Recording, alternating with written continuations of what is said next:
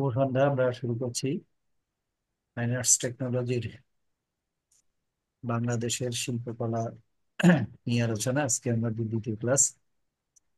আমরা স্ক্রিন শেয়ারে আমাদের আলোচনাটা একটু দেখাই। বাংলাদেশের শিল্প সংস্কৃতি নিয়ে আমরা আজকে আলোচনা করব। আমাদের মূল সাবজেক্টটা কিন্তু বাংলাদেশের শিল্পকলা, যার বিষয় পড়ছিল 12-112। এটা প্রথম ক্লাসটা আগের দিন আমরা করেছিলাম, আজকে হলো দ্বিতীয় পর্ব। একাধিক পার্টের আলোচনাগুলো আমাদের শেষ করতে হবে। আজকে আমাদের যে বিষয়গুলো আছে, যেগুলো কালকে আমরা প্রাথমিক একটা আলোচনা করেছিলাম শিল্প সংস্কৃতি নিয়ে, তার একটু ইলাবোরেট রূপ আমরা আজকে দেখবো। মূলত সংস্কৃতি, সভ্যতা এবং বাঙালি সংস্কৃতি, এই তিনটা বিষয়ের উপরে আমরা আলোচনা করব। যেখানে সংস্কৃতি, সভ্যতা এবং বাঙালি সংস্কৃতি বলতে কি বুঝাই, সেটা নিয়ে তো আমরা একটা প্রাথমিক আলাপ করেছি।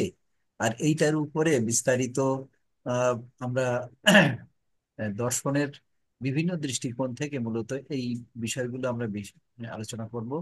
এবং এই বিষয়ের উপরে পৃথিবীর বিভিন্ন দেশের যেসব মনীষী এবং সমাজবিজ্ঞানী, যারা এই নৃতত্ত্ব এবং মানুষের সমাজ ব্যবস্থা ও কাঠামো নিয়ে যারা আলোচনা করেন বা পড়ালেখা করেন কিংবা গবেষণা করেন, তাদের উদ্ভাবিত কিছু তথ্য আমরা এখানে উপস্থাপন করব, যেগুলো সংস্কৃতি, সভ্যতা এবং বাঙালি সংস্কৃতির আহ, উম, যে আকর, সেটা উদ্ভাবনে আমাদেরকে সহায়তা করবে। আমরা সংস্কৃতি নিয়েই আমরা আসলে শুরু করতে পারি। সংস্কৃতির আমরা একটা প্রাথমিক আলোচনা করেছিলাম আগের ক্লাসে। আমরা আজকের ক্লাসে একটু ইলাবোরেটলি আমরা এই বিষয় নিয়ে আলোচনা করব। এবং বিভিন্ন সমাজবিজ্ঞানী যারা এইটা নিয়ে গবেষণা করছেন, তাদের মতামত বা তাদের মতে কি ধরনের এর সংজ্ঞায়ন করা যায়, সেটা নিয়ে আলোচনা আছে। আমরা একটু ধারাবাহিকভাবে মানে এগোবো একটু। বিষয়টা একটু গভীরে প্রবেশ করা দরকার। এবং প্রশ্ন কিন্তু এখান থেকে, আগের ক্লাস থেকে কিংবা এই ক্লাস থেকে নানান ভাবে ঘুরিয়ে ফিরিয়ে ছোট ছোট করে প্রশ্ন করা থাকে। আবার একই বিষয়গুলোর উপরে ইলাবোরেট প্রশ্নের উত্তরও কিন্তু চাওয়া হয়ে থাকে। সেজন্য এর প্রত্যেকটা শব্দ এবং সংজ্ঞা কিন্তু আমাদের আত্মস্থ করা খুব জরুরি। আমরা প্রথমে সংস্কৃতি নিয়ে কথা বলবো, যেটা নিয়ে কিন্তু আমরা গত ক্লাসে আলোচনা করেছিলাম। তারপরও আজকের ক্লাসে আর একটু ইলাবোরেট আলোচনা এখানে হবে। এবং সংস্কৃতির বিভিন্ন মনীষীরা সংস্কৃতি বলতে কি বোঝেন, তাদের দর্শন তত্ত্বের বিভিন্ন প্যারামিটার ব্যবহার করে তারা সেগুলোকে সংজ্ঞায়ন করেছেন। আমরা সেগুলো আজকে দেখে যাব। কিন্তু আমাদের সবারই কিন্তু মনে রাখা দরকার, প্রশ্নের সেভাবেই কিন্তু আসে, সে বিবেচনায় আমাদের জানাটাও খুব আহ শক্তপোক্ত হওয়া দরকার। আমরা সংস্কৃতি শব্দটির আবিধানিক অর্থ বা চিৎ প্রকর্ষ বা মানবীয় বৈশিষ্ট্যের উৎকর্ষ সাধন, এটাই হচ্ছে সংস্কৃতি। চিৎ প্রকর্ষ মানে কি?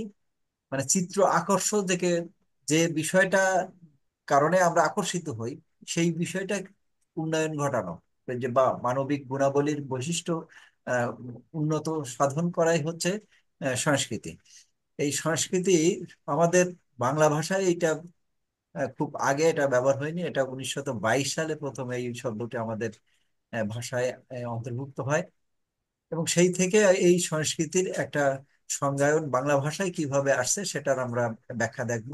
এবং এর সঙ্গে আমাদের এই ভূখণ্ডের মানুষের ভাষাভিত্তিক যে জাতিগোষ্ঠী, সেই বাঙালি জাতিগোষ্ঠী, তাদের যে সংস্কৃতি, বাঙালি সংস্কৃতি, সেটা নিয়ে আমাদের আলোচনা হবে এখানে। আমরা সংস্কৃতি হলো সেই জটিল সামগ্রিকতা, যাতে অন্তর্গত আছে কি জ্ঞান, বিশ্বাস, নৈতিকতা, শিল্প, আইন, আচার এবং সমাজের একজন সদস্য হিসেবে মানুষের দ্বারা অর্জিত এবং অন্য মানুষের দ্বারা যে যে কোনো সম্ভাব্য সামর্থ্য বা অভ্যাস, মানে অন্য মানুষ যেসব বিষয়গুলো অর্জন করেছে সেটার আমি মানে, ধারণ করার জন্য কতটা সামর্থ্য হয়ে উঠেছি, অথবা সেগুলো আমার ভেতরে চর্চিত হতে হতে কতটা অভ্যাসে পরিণত হয়েছে, এই সামগ্রিক বিষয়টা কিন্তু সংস্কৃতিরই অংশ। ওয়ারউইক বিশ্ববিদ্যালয়, এই বিশ্ববিদ্যালয়ের একজন আহ, শিক্ষক, যিনি ভাষাতত্ত্বের উপরে পড়ান, তিনি হেলেন স্পেন্সার ওয়েটস, তিনি মনে করেন যে সংস্কৃতি হলো কিছু বুনিয়াদি অনুমান। বুনিয়াদ হচ্ছে মূল, ভিত্তিমূল। সেখানে কোনো একটি সমাজের এই ভিত্তিমূলটা কি, তার একটা আনুমানিক কাঠামো, যেখানে কি কি আছে, মূল্যবোধ আছে, জীবনের প্রতি দৃষ্টিভঙ্গি আছে, বিশ্বাস আছে, নীতিমালা আছে, প্রক্রিয়া আছে, কি পদ্ধতি যে যে সেটা যাওয়া হবে, এবং আচরণিক প্রথা। এর বেশ কিছু আছে, অনেকটা অস্পষ্ট, তবে সবগুলোর একটা সামষ্টিক রূপ কিন্তু এই সংস্কৃতি, যা একদল মানুষ একদিকে যেমন নিজেদের মধ্যে ভাগ করে নেয়, আবার সবার সামষ্টিকভাবে ওই বিষয়গুলো তারা আচরণের মধ্য দিয়ে বহিঃপ্রকাশ ঘটায়। এই সব কিছুর যে সমন্বয় বা সমন্বিত রূপ, সেটাই হচ্ছে সংস্কৃতি।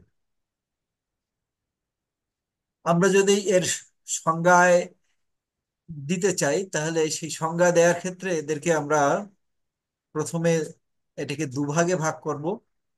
একদিকে হচ্ছে যে নিত্যদিনকার জীবনযাপনের সঙ্গে সম্পর্ক, আরেকটা হচ্ছে ভৌগোলিক অবস্থানগত যে সম্পর্ক। এর মধ্যে মিলেই যে সংজ্ঞা সংজ্ঞা আমরা নির্ধারণ করব। এখানে কোনো স্থানের মানুষ, যখন আমরা ভৌগোলিক ভাবে ভাববো, তখন একটা সুনির্দিষ্ট স্থান থাকবে বা আবাসভূমি থাকবে, যেখানকার মানুষের আচার ব্যবহার, জীবিকার উপায়, সঙ্গীত, নৃত্য, সাহিত্য, নাট্যকলা, সামাজিক সম্পর্ক, মানে পরস্পরের মধ্যে যে সম্পর্ক, সমাজে এক মানুষের সঙ্গে আরেক মানুষের সম্পর্ক, ধর্মীয় রীতিনীতি, ধর্ম কোন ধর্ম অনুসরণ করেন, সেই ধর্মের কি কি কাজ তারা কিভাবে সম্পাদন করেন, এই এইগুলো করবার জন্য একটা স্ট্যান্ডার্ড একটা পদ্ধতি আছে, যেটাকে রীতিনীতি বলা হয়, সেগুলো তারা কিভাবে অনুসরণ করেন, শিক্ষা দীক্ষা ইত্যাদির মাধ্যমে যে অভিব্যক্তি প্রকাশ করবার ক্ষমতা আমার তৈরি হয়, সেগুলো প্রকাশ করবার মতো তা আমার মধ্যে যে দক্ষতা, সেই দক্ষতাটা সেটা অর্জিত হয়েছে কিনা, এই সামষ্টিক রূপে হচ্ছিল সংস্কৃতি। এখানে তো যে দুই ভাগে ভাগ করেছে, প্রথম ভাগে নিত্যদিনকার জীবনযাপনের সাথে সরাসরি সম্পর্কযুক্ত, আরেকটা হচ্ছে জীব জীবন উপভোগের যে আহ, ব্যবস্থা, সেই ব্যবস্থা এবং তার সঙ্গে যে করণ কৌশল বা উপকরণ, সেগুলোর সাথে সম্পর্কযুক্ত। এই দুটো বিষয়ের সমন্বয়ে মূলত একটি সাংস্কৃতিক পরিমণ্ডল বা ক্ষেত্র গড়ে ওঠে। এখানে একদিকে যেমন মানুষের জীবনযাপন পদ্ধতি থাকে, তার সঙ্গে অন্যান্য প্রাণীকুলের সম্পর্ক থাকে, এবং ভৌগোলিক এবং সামাজিক বিষয় থাকে। আরেকটা হচ্ছে জৈবিক চাহিদা, এবং সেটা পূরণ করবার যে কৌশল, কিংবা সেটা প্রকাশ করবার যে বৈশিষ্ট্য সমন্বিত রূপ, এগুলো সবই একটি সংস্কৃতি মানদণ্ড বা সংস্কৃতির কাঠামো বা পরিকাঠামো নির্মাণ করে থাকে। এখন আমরা একটা জিনিস দেখবো যে সংস্কৃতির উপরে যারা কথা বলছেন, যারা এটার উপরে গবেষণা করেছেন বা এরপরে বিস্তর পাণ্ডিত্য অর্জন করেছেন, তারা বলেন যে এই সংস্কৃতিটা একদিকে যেমন আরোপিত, মানে আমি আরেকজনের উপরে প্রভাব রেখে আমার সংস্কৃতি তার মধ্যে প্রবাহিত করবার একটা আহ, সচেতন চেষ্টা থাকে। এটা একটা পদ্ধতি, এটা নাম হচ্ছে আরোপিত। আরেকটা হচ্ছে যে আমি জন্মসূত্রে, উত্তরাধিকার সূত্রে কিছু সাংস্কৃতিক বৈশিষ্ট্য আমি পেয়ে থাকি, সেটা। এই দুভাবে মূলত একজন মানুষ সংস্কৃতবান হয়ে ওঠে বা একটি নির্দিষ্ট সংস্কৃতির মানুষ হয়ে ওঠে। এখানে আরোপিত বিষয়টা আমরা একটু বোঝবার জন্য আরেকটু যদি উদাহরণ যদি বলি, যেমন আমি চাই যে আমার পুত্র একজন ভালো সংস্কৃতবান মানুষ হবে, যে মানুষের উপরে কখনোই চাপ সৃষ্টি করবে না, কিন্তু তার তিনি যে সে যে মতামত গুলোকে সে ধারণ করে, সেগুলো অন্যের উপরে জোর করে চাপিয়ে দেবে না। অন্যের মতামত সে গ্রহণ না করতে পারলে অন্তত পক্ষে মন দিয়ে শুনবেন এবং বুঝবার চেষ্টা করবে, এবং অন্যের কোনো সমস্যা সৃষ্টি হয় এরকম কোনো কাজ সে করবে না, অথবা অন্যের উপরে সে দমন পীড়ন চালাবে না, অন্যের উপরে অসাধুভাবে সে তার নিজের প্রভাব খাটাবে না, অন্যের অর্থবিত্ত সে নিজে শোষণ করবে না অথবা জবরদখল করবে না। এই যে বৈশিষ্ট্য মণ্ডিত একটি মানুষের চারিত্রিক গুণাবলী, সেটা সে অর্জন করুক। এই অর্জন করার যে বিষয়টি এটা আমি যখন বুঝছি যে এটার অনেকাংশে সে শুরু থেকে পাইনি, তখন আমি তার ভেতরে সেটা ইনরোজ করার চেষ্টা করব। এটা পরিবার, এটা একবার প্রথম থেকেই কিন্তু এটা শিশুর উপরে এইটা প্রয়োগটা করে, এই জন্য এটাকে আরোপিত করে। যেমন বাবা মামাকে সালাম দিতে হবে, আত্মীয়রা আসলে তাদের সালাম দিতে হবে, উঠে দাঁড়াতে হবে, কিংবা তাদের বসতে বলতে হবে, আহ, কিংবা তাদের স্বাচ্ছন্দ্যে যাতে আমার বাড়িতে থাকতে পারে, তাদের কি কি সুবিধা অসুবিধা আছে সেগুলো খোঁজখবর নিতে হবে, তাদের প্রয়োজনে একটু সহযোগিতা করতে হবে। এরকম যে আহ, চরিত্রিক গুণাবলী, এই গুণাবলী কিন্তু আমরা আমাদের শিশুদের ভেতরে প্রবেশ করিয়ে দেওয়ার জন্য আমরা সমাজ থেকে প্রতিনিয়ত একবার তার জন্মের প্রথম থেকেই যতদিন পর্যন্ত আমার সমাজ সাথে সংস্পর্শে থাকে ততদিন পর্যন্ত এটা আমি তার মধ্যে প্রভাব রাখবার চেষ্টা করি। এইগুলো হচ্ছে আরোপিত। আরেকটা হচ্ছে উত্তরাধিকার সূত্রে পাবে। কিছু চারিত্রিক বৈশিষ্ট্য আছে যে সে জন্মের কারণে, আমার পরিবারে সে জন্মগ্রহণ করার কারণে সে অটোমেটিক পাবে। যেমন ধর্মীয় বিশ্বাস, তারপর ধর্মীয় আচার আচরণ, এরকম আরো কিছু চারিত্রিক বৈশিষ্ট্য আছে যেটা সে আমি বলি আর না বলি সে মানে সে অটোমেটিক কিন্তু পায়। আবার যদি এই মানুষটিকে যদি আমি অন্যত্র যদি শিফট করে দিই, তো সেখানে সে কিন্তু এর অনেকগুলা আচরণিক দিকগুলা কিন্তু সে পরিবর্তিত হয়ে যেতে পারে, কিন্তু তার ভেতরে থাকা জিনগত কিছু বৈশিষ্ট্য আছে, সে বৈশিষ্ট্য কিন্তু সে ভুলবে না, সেটা তার প্রকাশ পাবেই। আমি যদি একটু বোঝবার জন্য বলি, যেমন একজন নবজাতক, সে বাঙালি পরিবেশে জন্মগ্রহণ করেছে। এই শিশুটাকে সে কথা বলা শুরু করবার আগেই তাকে যদি ইংল্যান্ডে নিয়ে যাওয়া যায় এবং সেখানে সে যদি বড় হয়, তাহলে সে কিন্তু ইংরেজিতে কথা বলা শিখবে। এটা হচ্ছে যে পরিবারে থাকছে সেই পরিবার তার উপরে আরোপ আরোপ করছে ভাষার কৌশল, শৈলী এবং আচার আচরণ, সেগুলো সেখান থেকে শিখছে। কিন্তু সে তার মধ্যে কিছু আহ, জিনগত বৈশিষ্ট্য সে উত্তরাধিকার সূত্রে পেয়েছিল, সে কিন্তু ওগুলো ওখানে নিয়ে যাবেই। সেটা হচ্ছে কি, তার চোখের রং, চুলের রং, তার কিছু শারীরিক বৈশিষ্ট্য, সেগুলা কিন্তু সে ওই ব্রিটিশদের মতো হবে না, কিংবা সে আমেরিকানদের মতো হবে না। সব তার সে যেখানে জন্মগ্রহণ করেছিল, সে পরিবারে জন্মগ্রহণ করেছিল, সেখান থেকেই সে কিন্তু পাবে। এটাই হচ্ছে উত্তরাধিকার সূত্রের আশা। এগুলার ডেভেলপমেন্ট কিন্তু সম্ভব। এই ডেভেলপমেন্টের জন্য এক হচ্ছে আমরা সমাজ থেকে ডেভেলপমেন্টের উপাদান পাই, আমরা শিক্ষা প্রতিষ্ঠান থেকে এর ডেভেলপমেন্টের উপাদান পাই, আর আমি যে সমাজে বেড়ে উঠছি সেই সমাজ থেকে কিছু উপাদান পাই। এই যে উপাদানগুলো আমি অন্যত্র অন্য থেকে সংগ্রহ করলাম বা সঞ্চয় করলাম, এইটা হচ্ছে আমার ভেতরে জ্ঞান সঞ্চয়ের মতো। জ্ঞান সঞ্চয়ের সাথে আমার চারিত্রিক অন্যান্য বৈশিষ্ট্য এবং অভ্যাস, প্রাত্যহিক জীবন, সেটা কিন্তু প্রভাবিত হতে হতে সেটা উন্নত থেকে উন্নততর স্তরে যায়। এখন আমরা কয়েকজন নৃবিজ্ঞানী যারা এই মানুষের মনস্তত্ত্ব নিয়ে গবেষণা করেন, তাদের মতে সংস্কৃতি বলতে আমরা কি বুঝি। একজন হচ্ছে যুক্তরাজ্যের নৃবিজ্ঞানী, নৃবিজ্ঞানী টেইলর। তিনি মনে করেন সমাজের সদস্য হিসাবে অর্জিত নানান আচরণ, যোগ্যতা এবং জ্ঞান, বিশ্বাস, শিল্পকলা, নীতি, আদর্শ, আইন, প্রথা ইত্যাদি এক যৌগিক সমন্বয় হলো সংস্কৃতি। এটা হচ্ছে টেইলর মনে করছেন।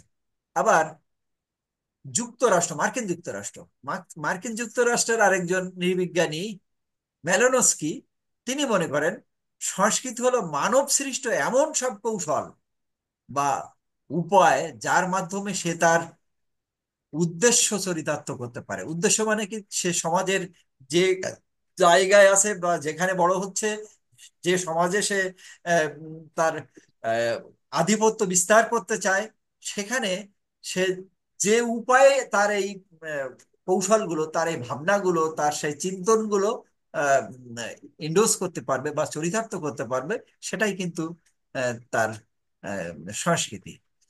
আবার জার্মান আর একজন আইনবিদ, তিনি একাধারে কিন্তু আবার আহ, আহ, নৃতত্ত্বের উপরে তার বিস্তর জ্ঞান আছে।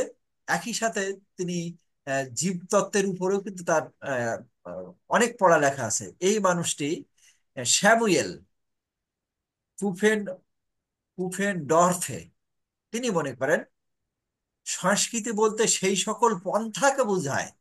পন্থা, উনি কিন্তু উপায়ের কথা বলছেন। যার মধ্য দিয়ে মানব জাতি তাদের প্রকৃত বর্বরতাকে কাটিয়ে কাটিয়ে ওঠে এবং পূর্ণ মানুষ রূপে পরিণত হয়। তার মানে বর্বর যুগ থেকে, প্রাগৈতিহাসিক কাল যুগ থেকে আজকের আধুনিক কাল পর্বে, এর প্রতিটা স্তরে তার যে আহ, উম, প্রকৃতিগত থেকে অর্জিত যে আহ, চারিত্রিক বৈশিষ্ট্য সহ সহ যে গুণাবলী নিয়ে সে যে বেড়ে উঠছে, সেটাকে পরিবর্তিত করবার যে কৌশল, এবং সে যদি সেই কৌশল ব্যবহার করে যদি পরিবর্তিত করে, তাহলে যে কৌশল সে ব্যবহার করে পরিবর্তিত হয়ে একটি পূর্ণাঙ্গ মানুষের বৈশিষ্ট্যমণ্ডিত হবে, সেই কৌশলটার নামই হচ্ছে সংস্কৃতি। এরপরে আমরা আরো এগিয়ে যেতে চাই। সেটা হচ্ছে যে সংস্কৃতির সঙ্গে সভ্যতার একটা প্রচন্ড ভাবে মিল আছে। আমরা যে স্লাইড গুলো দেখাচ্ছি, এই স্লাইডের সাথে যে ছবিগুলো আছে, ছবিগুলোর পরিচয় আমি একটু পরে করিয়ে দেবো। আমরা আপাতত মূল টেক্সটটা নিয়ে আলোচনা করি। 40 মিনিটের ক্লাস 40 মিনিটে শেষ করা খুব জরুরি, নাইলে রেজিস্ট্রেশন নেই তো কেটে যায় কালকের মতো, একবার বেরসিকের মতো কেটে যাওয়ার মানে ঝুঁকি আছে। তারপরেও ওই 10 মিনিটের মধ্যে, যে শেষ 10 মিনিটে সবার স্ক্রিনে কিন্তু টাইম কাউন্ট হতে থাকে, একটু খেয়াল রাখলেই হয়। আমি কথা বলি বলে অনেক সময় দেখা যায় সেদিকে লক্ষ্যই রাখা যায় না, ফলে শেষ শব্দটি কি বলা উচিত সেটা বলাই হয় না, সৌজন্যতা অনেক সময় থাকে না, মানে এখন বেরসিকির মতো কেটে যায়, যেমন কালকে হয়েছিল। সিভিলাইজেশন বা সমাজ ব্যবস্থা, নগরায়ন এবং সামাজিক প্রত্যেকটা স্তরে স্তর বিন্যাস, মানে সমাজে যারা বসবাস করছে তাদের পরস্পরের মধ্যে যে আহ, স্তর বিন্যাস, তারা যেভাবে লেখাপড়া শিখছে, এই কৌশলটা আমরা কিন্তু আগের দিন আলোচনা করেছিলাম। সেই আলোচনাটা আরো একটু উন্নত তরে, আর একটু জটিল থেকে জটিলতর দিকে আমরা আসলে যেতে চাইবো, মানে অবরোহ পদ্ধতি নাকি আরোহ পদ্ধতি, সরি, আস্তে আস্তে উপরের দিকে যাবে। আমরা এই সামগ্রিক বিষয়টা নিয়ে যে কারণে আলোচনা করি, আমাদের পরীক্ষায় প্রশ্ন কিন্তু তিন ভাবে হয়।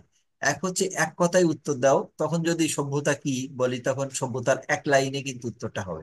আবার যদি সভ্যতা বলতে কি বুঝো, তখন 2-3 লাইনে উত্তরটা আসবে।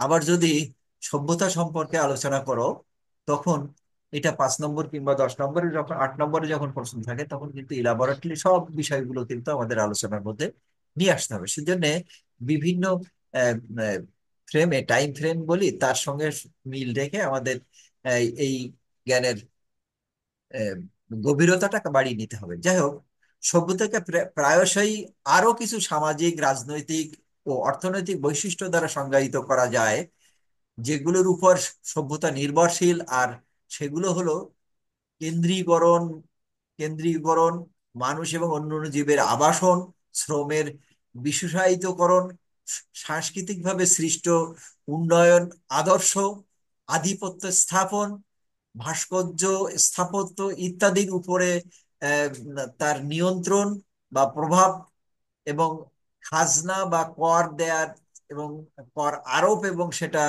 ব্যবস্থাপনা, কৃষি তথা উপার্জনের উপায়, এবং কিভাবে সেটা পরস্পরের উপরে নির্ভরশীল থাকে সেগুলা, এগুলার যে সম্প্রসারণ প্রবণতা, সেটাই হচ্ছে মূলত সভ্যতা।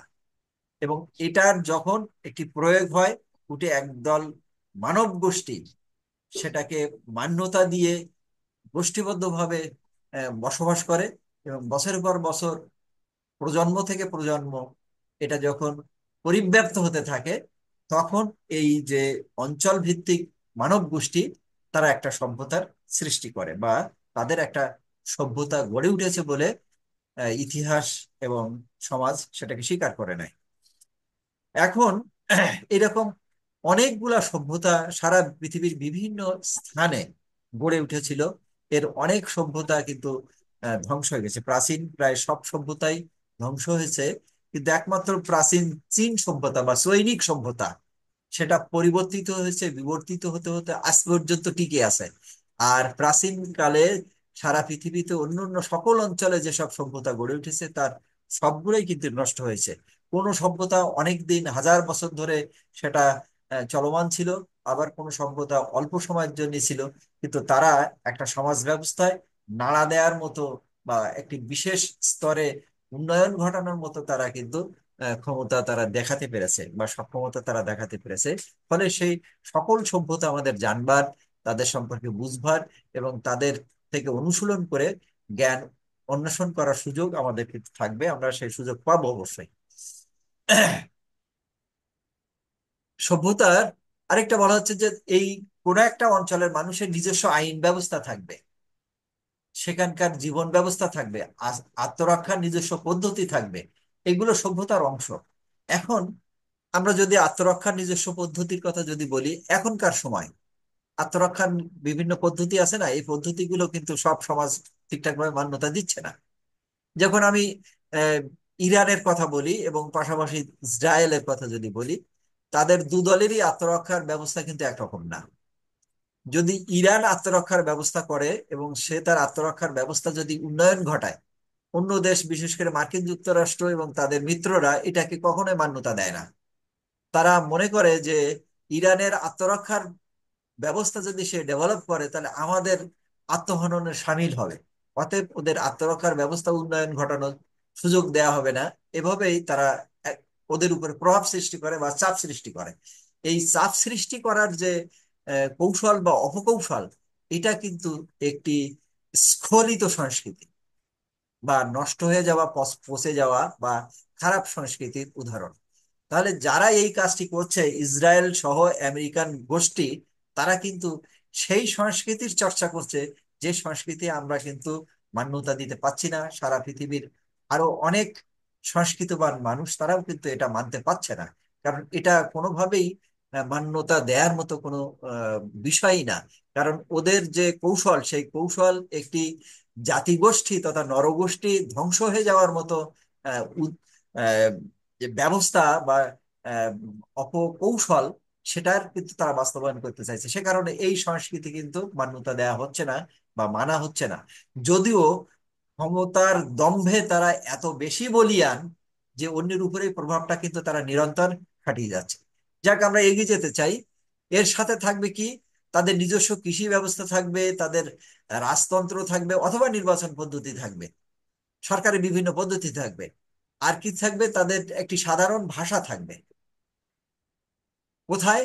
যে সভ্যতার কথা আমরা বলছি সেই সভ্যতায় তাদের এই ভাষা বিবর্তিত হতে পারে বা সমৃদ্ধশালী হতে পারে, কিন্তু তারপরে একটা নিজস্ব পরিকাঠামো কিন্তু নিশ্চয়ই থাকবে। তাদের নিজস্ব ধর্ম এবং শিক্ষা ব্যবস্থা থাকবে। সেটা ক্রমবর্ধমান বা ক্রম উন্নয়ন হবে। আজকের যে অবস্থান থেকে পরবর্তী সময়ে সেটার উন্নয়ন ঘটতে থাকবে, উন্মেষ ঘটতে থাকবে, আরো বেশি সমৃদ্ধ হতে থাকবে, কিন্তু থাকতেই হবে। এভাবে একটি সভ্যতা আসলে গড়ে ওঠে। এবং প্রত্যেকটা সভ্যতার নিজস্ব একটা লিখন পদ্ধতি বা লেখবার কৌশল কিন্তু থাকবে। এগুলো হচ্ছে মূলত একটি সভ্যতার ধারক বা মাপকাঠি। এরকম পৃথিবীতে অনেক সভ্যতা আছে। আমরা এখানে দুটো সভ্যতার নাম নিয়ে এখানে কথা বলেছি, যদিও এই সভ্যতার বাইরে অনেক সভ্যতা আছে যাদের আমাদের সিলেবাসের অংশ হওয়া থাকার কারণে প্রত্যেকটা সভ্যতার উপরে একাধিক ক্লাস নেয়ার আমাদের সুযোগ আছে, আমরা সেগুলো নেব। এখন আমরা দুটো সভ্যতা নিয়ে আসলে কথা বলছি, একটা হচ্ছে রোমান সভ্যতা, আর একটা হচ্ছে মিশরীয় সভ্যতা। এই দুটো সভ্যতা কিন্তু আহ পৃথিবীর অন্যতম আহ, সমৃদ্ধ সভ্যতা। এই সমৃদ্ধ সভ্যতা এবং তারা যে জীবনের প্রতিটা স্তরে যে উন্নয়ন ঘটিয়েছিল, প্রাচীন মানব গোষ্ঠী থেকে মধ্যযুগীয় মানব গোষ্ঠীতে উন্নয়ন আহ, ঘটার জন্য যা কিছু করণীয় আছে তার প্রত্যেকটা স্তরে তারা কিন্তু ভূমিকা রেখেছিল। আবার মধ্যযুগীয় যে কথাটা বললাম, মধ্যযুগীয় যে মানসিকতা সেখানে থাকার কারণে বা তাদের চিন্তার যে আড়ষ্টতা বা বদ্ধমূল যে অবস্থানটা সেটা থাকার কারণে তাদের ভেতরে কিন্তু কিছু অপসংস্কৃতিও কিন্তু গড়ে উঠেছে। সেই অপসংস্কৃতির কারণে তারা পরবর্তী সময়ে আসলে ধ্বংস হয়েছে, অথবা ওর থেকে আরো কঠিন অপসংস্কৃতির দ্বারা আক্রান্ত হয়ে তারা ধ্বংসপ্রাপ্ত হয়েছে। এটাই হচ্ছে এখানকার বিষয়। এখানে দুটো সংস্কৃতি এখানে, যে রোমান সংস্কৃতি এবং মিশরীয় সংস্কৃতি, দুটোই সভ্যতা কিন্তু খুবই সমৃদ্ধ। কিন্তু একটা সময় দেখা গেল যে রোমান সাম্রাজ্য আহ, মিশরীয় সাম্রাজ্যের উপরে আক্রমণ করলো, আক্রমণ করলে তাদেরকে পরাজিত করলো এবং তাদের যে ভূখণ্ড তারা তাদের মধ্যে আস্তে আস্তে করে নিল। ফলে একটা সময় এসে দেখা গেল যে মিশরীয় সভ্যতার বিলুপ্তি হয়ে গেল, সেখানে রোমান সভ্যতা বিকশিত হলো, অথবা অন্য আরেকটা নূতন ধারার সভ্যতা তৈরি হলো। এভাবে কিন্তু সভ্যতা ধ্বংস হয় কিংবা বিবর্তিত হয়, অথবা ক্রমে সেটা উন্মেষ বা উন্নততর স্তরে যায়। যেগুলো ধ্বংসপ্রাপ্ত হয় তার মধ্যে মিশরীয় সভ্যতার নাম বললাম, রোমান সভ্যতার নাম বলা যেতেই পারে, কারণ রোমান সভ্যতাও কিন্তু 1000 বছর পরে এটা আবার ধ্বংসপ্রাপ্ত হয়েছে। আবার অনেক সভ্যতা আছে যে সভ্যতাগুলো পরে কিন্তু ধ্বংসপ্রাপ্ত হয়েছে। আবার কোন সভ্যতা একই জায়গায়, সভ্যতা একটার পর একটা উন্নত হতে হতে হতে হতে অনেকটা উন্নততর জায়গা পর্যন্ত গেছে, কয়েক হাজার বছর পর্যন্ত কিন্তু বিবর্তিত হয়েছে। এবং প্রত্যেকটা স্তরে তাদের আলাদা আলাদা নাম হয়েছে, কিন্তু অরিজিন বা মূলে কিন্তু একই সভ্যতা ছিল। আমরা যখন এই সুমেরীয় সভ্যতা নিয়ে পড়বো তখন আমরা এর বিস্তারিত জানতে পারবো। যাই হোক, আমরা এই পর্যন্ত এসে আমরা এখন বাঙালি সংস্কৃতির উপরে কথা বলি। বাঙালি একটি বিশেষ জাতিগোষ্ঠীর মানুষ, যাদের চিন্তা ভাবনা, ভাষা এবং পোশাক পরিচ্ছদ, আচার আচরণ, খাদ্যাভ্যাস, তারপর নীতিবোধ, বিচার, বিশ্বাস, তারপর সামাজিক প্রতিষ্ঠান, এ সবগুলো পৃথিবীর অন্য যে কোনো জাতিগোষ্ঠীর থেকে একদম স্বতন্ত্র। এবং শুধু স্বতন্ত্র বললেই শুধু এটা এটা শেষ হবে না।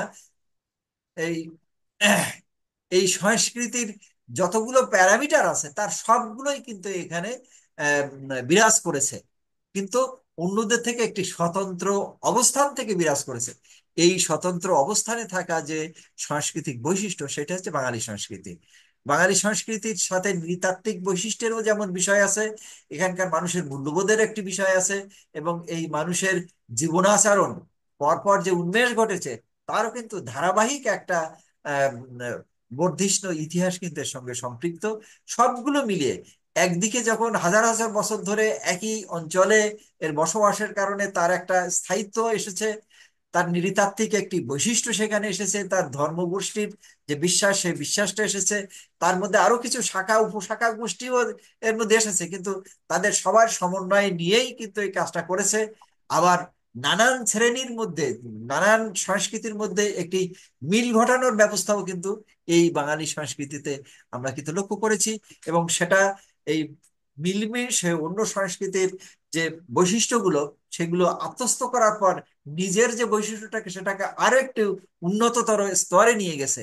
এই সংস্কৃতির নাম হচ্ছে বাঙালি সংস্কৃতি বা বঙ্গীয় সংস্কৃতি। এখানে নিজস্ব ভাষা, নিজস্ব আচরণ বিধি, নিজের ধর্মবিশ্বাস, পোশাক পরিচ্ছদ, খাদ্যাভ্যাস ইত্যাদি সংস্কৃতির যা কিছু বৈশিষ্ট্য আছে তা কিন্তু বাঙালিদের একটি নিজস্ব বা স্বাতন্ত্র্য বৈশিষ্ট্য কিন্তু আছে। এবং কোনো কোনো ক্ষেত্রে এই বৈশিষ্ট্যগুলো আজকের যে অবস্থানে এসেছে, এটা অন্য সংস্কৃতি থেকে আত্মস্থ করার কারণে অনেক বেশি উন্নততর স্তরে হয়েছে এসেছে।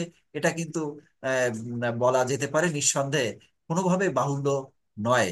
সে কারণে বাঙালি সংস্কৃতি অনেকটা মিশ্র সংস্কৃতি হিসেবে বলা হয়, সংকর সংস্কৃতি হিসাবেও কিন্তু বলা হয়ে থাকে, যেখানে অন্য সংস্কৃতি থেকে এখানে আত্মস্থ করা হয়েছে বা গ্রহণ করা হয়েছে।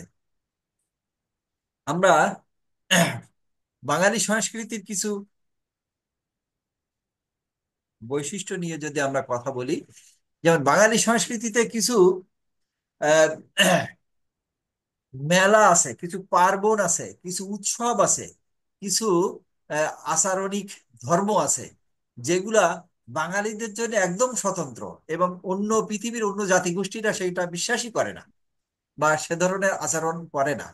এবং সেই আচরণগুলা সবসময় যে একরকম থেকেছে তা কিন্তু না।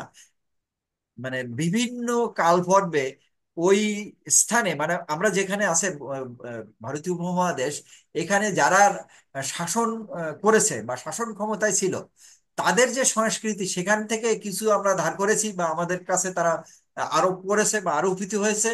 আমরা আমাদের সংস্কৃতিটাকে তাদের সাথে মিলিয়ে আরেকটু উন্নততর অবস্থায় করেছি, কিন্তু অরিজিন হিসাবে আমারটা কিন্তু ভুলে যায়নি, আমরা পুরোপুরি ইউরোপিয়ান হয়ে যায়নি, আমরা পুরোপুরি চাইনিজ হয়ে যায়নি, পুরোপুরি আমরা কিন্তু জাপানিজ হয়নি, আমরা পুরোপুরি কিন্তু ল্যাটিন হয়নি। আমরা তাদের থেকে কিছু নিয়েছি বটে, এ বিষয়ে কোনো সংশয় নেই, কিংবা এটা স্বীকার করতে কোনো দ্বিধা বা সংকোচ হওয়ার কোনো কারণই নাই। কিন্তু তাদেরটা গ্রহণ করে আমরা কিন্তু আরো উন্নত হয়েছি এবং সার্বজনীন হয়েছি। এই সংস্কৃতির নাম হচ্ছে বাংলা সংস্কৃতি। এই বাংলার এই সংস্কৃতির যে অঞ্চল ব্যক্ত করে এই সংস্কৃতিটা গড়ে উঠেছে, তার কিছু নাম আমাদের এখানে জানা দরকার, যার মধ্যে গৌড়, রাঢ়, দক্ষিণ রাঢ়, আহ, শুষ্ম, বরেন্দ্রী, হরিকেল, সমতট, বঙ্গ, এই সমস্ত অঞ্চলের যে আচরণ বা আহ, ধর্মীয় বিশ্বাস বা অন্যান্য যে মূল্যবোধ, সেগুলো পরস্পরের সঙ্গে মিলেমিশেই মূলত আমাদের বাঙালি সংস্কৃতিটা গড়ে উঠেছে। বাঙালি সংস্কৃতির বাঙালিদের, যদি আমরা খাদ্যাভ্যাসের কথা বলি, মাছে ভাতে বাঙালি, তার মানে বাঙালির খাবারের সঙ্গে ভাত থাকবে, মাছ থাকবে, অন্যান্য উপাদান থাকে, কিন্তু এটা একদম কমন। মানে এইটা কেবলমাত্রই যে খেয়ে বাঙালি থাকবে তা কিন্তু না, তারপরেও এটা তার ভালো লাগার একটা বিষয়। কোনো বাঙালি যদি ইংল্যান্ডেও থাকে, সে বছরে একদিন না একদিন সেই ইলিশ মাছ কিনে খাবেই, কিন্তু ওই ইংল্যান্ডের কোনো মানুষ হয়তো এটার খোঁজই রাখে না, এরকম হইতে পারে। এরকম সকল সংস্কৃতির মানুষ কিন্তু এই এ, যে আচরণিক যে দিকগুলা, সেগুলা কিন্তু একজনের থেকে আরেকজনের স্বাতন্ত্র্য যেমন হয়, আবার সব জায়গা থেকে কিছু আমাদের মধ্যে গ্রহণ করবার কিছু বিষয় আছে। যেমন খাদ্য অভ্যাসের কথা যেটা দিয়ে আমরা শুরু করেছিলাম, আমরা কিন্তু কখনো কখনো চাইনিজ খাবার খাই, তাই না? চাইনিজ রেস্টুরেন্টে যাই, গিয়ে বলি আজকে চাইনিজ স্যুপ দাও, তাই না? আবার আফগান পোলাও দাও, কিংবা আহ, যদি আমরা যদি বলি যে ওই উম, কি নিজামির এলাকাটার নাম কি যেন, আহ আহ ভুলে গেলাম। যাক, মোগলাই পরোটার কথা তো নিশ্চয়ই ভুলবো না। এরকম কিছু বিষয় আছে যে অন্যদের খাদ্য, কিন্তু সেটা আমরা গ্রহণ করে ফেলেছি, এখন আমাদের খাদ্য হিসাবে আমরা সেটা কিন্তু অনেক তৃপ্তি সহকারে খাই। কিন্তু বাঙালির ভর্তা কিন্তু আগেই আছে, আবার কোনো কোনো সময় হোটেলওয়ালারাও কিন্তু ভর্তা খাওয়ায়। এরকম কিছু আচার আচরণ, খাদ্যাভ্যাস, রীতিনীতি, যেগুলো বাঙালি প্রতিদিন উন্নত করতে করতে আজকের স্তরে এসে অন্য আর সব জাতিগোষ্ঠীর সঙ্গে স্বতন্ত্র একটা জায়গায় তারা এসেছে। আমরা এই বাঙালি সংস্কৃতির জন্য গর্বিত, আমরা এই সংস্কৃতিটাকে ধরে রাখতে চাই। আজকের আমরা আলোচনাটা এইখানে করতে চাই। আমি বলি যে এটা তো রেকর্ডিং হয়েছে, আমরা নিশ্চয়ই এই রেকর্ডটা আমরা দেব। এই রেকর্ডের যে মোর অপশনটা থাকে, তার মানে যেখানে এই ইউটিউবে দেখা যায়, ওখানে নিচের দিকে তাকালে একটা মোর শব্দ থাকে, ওইখানে চাপ দিলে যে জায়গাটা খুলবে, নিচে আমরা কিন্তু এর উপরে কিছু প্রশ্ন ওখানে সংকলিত করে দেই। গতকালকেরটা দেইনি, আজকেরটা এখনো দেওয়ার মতো পরিস্থিতি নেই, আমি শুধু এই মেসেজটা দিলাম।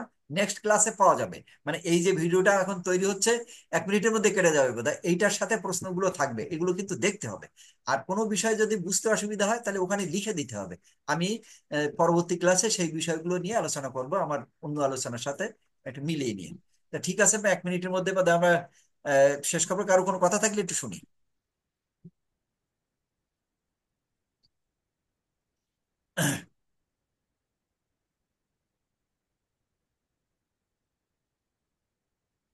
ঠিক আছে, আমরা আর ভিডিও লম্বা করতে চাই না।